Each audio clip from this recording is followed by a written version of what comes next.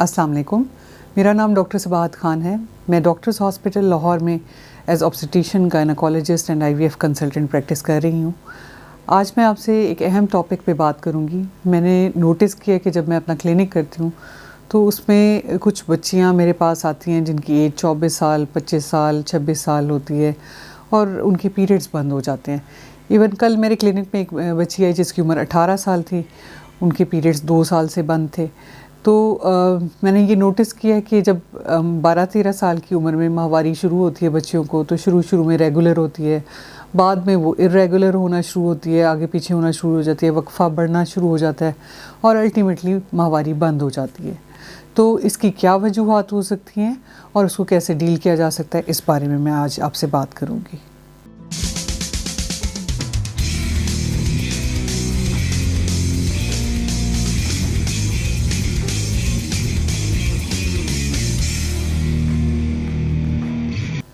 Young age में माहवारी बंद होने की वजूहात में जो कॉमन रीज़न्स हैं वो हमल होना या बच्चे को ब्रेस्ट फीड कराना है या बाज़ केसेस में हमल में वक्फे के लिए कुछ ऐसी अद्वियात इस्तेमाल करना, उसे भी माहवारी बंद हो जाती है। लेकिन इसके अलावा जो पैथोलॉजिकल कॉजेज़ हैं उसमें कॉमन जो प्रॉब्लम्स हैं वो हैं हार्मोन्स का इम्बैलेंस होना। अक्सर मैंने नोटिस किया कि प्रोलैक्टिन हार्मोन ख़राब होता है, उसका लेवल हाई होने की वजह से पीरियड्स इरेगुलर होना शुरू हो जाते हैं और फिर बंद भी हो जाते हैं कुछ केसेस में। थायराइड के हार्मोन्स जो हैं उनका लेवल जब कम होता है या ज़्यादा होता है वो भी डिस्टर्ब करते हैं साइकिल को, इरेगुलर हो जाता है। हाइपोथायराइडिज्म के केसेस में अक्सर मैंने बच्चियों को देखा है कि उनके पीरियड्स पहले इरेगुलर होते हैं, उसके बाद साइकिल लंबा होना शुरू हो जाता है, पीरियड्स बंद हो जाते हैं कुछ ख़वातीन को। इसके अलावा वज़न अगर बहुत तेज़ी से बढ़ता है या बहुत तेज़ी से कम होता है, जैसे कुछ बच्चियों में ईटिंग डिसऑर्डर्स होते हैं कि वो डाइटिंग के चक्कर में या स्मार्ट नज़र आने के चक्कर में डाइटिंग ज़्यादा कर लेती हैं और जिसकी वजह से उनका वज़न तेज़ी से लूज़ होता है, या कुछ ख़वातीन जंक फूड या बाकी खाना बहुत ज़्यादा खाना शुरू कर देती हैं ईटिंग डिसऑर्डर में और वेट उनका तेज़ी से गेन होता है, तो ऐसे केसेस में भी पीरियड्स इरेगुलर हो जाते हैं या बंद हो जाते हैं।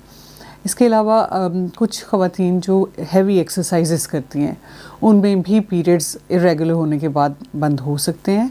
और इसके अलावा कुछ ऐसी मेडिसिन्स जैसे एंटीसाइकोटिक ड्रग्स, उनका इस्तेमाल भी पीरियड्स में इरेगुलरिटी लाता है और पीरियड्स बाज़ औक़ात बंद हो जाते हैं।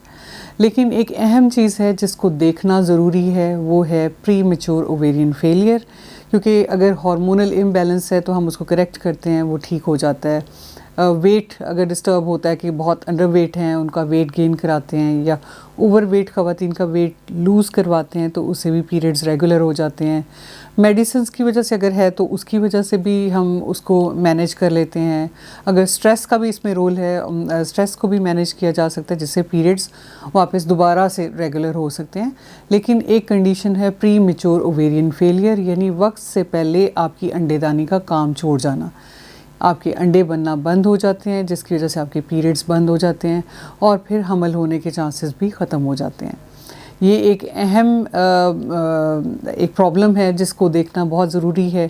अगर आपके पीरियड्स इरेगुलर हो रहे हैं तो फ़ौरी तौर पर अपने गायनेकोलॉजिस्ट से कंसल्ट करें ताकि वो आपके हार्मोन्स के टेस्ट कराएं, आपकी ओवरीज़ का रिज़र्व चेक करें कि कहीं उसमें प्रॉब्लम तो नहीं आ रहा। इन केस अगर आपकी ओवरीज़ का रिज़र्व कम हो रहा है या आप प्री मैच्योर ओवेरियन फेलियर की तरफ जा रहे हैं तो ऐसे केसेस में हमारे पास ऑप्शन फर्टिलिटी प्रिजर्वेशन का मौजूद है, जिसमें आईवीएफ के ज़रिए हम आपके एग्स कलेक्ट करके प्रिजर्व कर देते हैं। लेटर एज में जब आपको प्रेगनेंसी करना चाहते हैं तो उन प्रिजर्व्ड एग्स को, जो आपके फ्रीज़ किए हुए अंडे जो हैं, उनको हम इस्तेमाल करके आईवीएफ के थ्रू प्रेगनेंसी करवा सकते हैं। ये एक अहम इशू है और इसको इग्नोर नहीं करना चाहिए। शुक्रिया।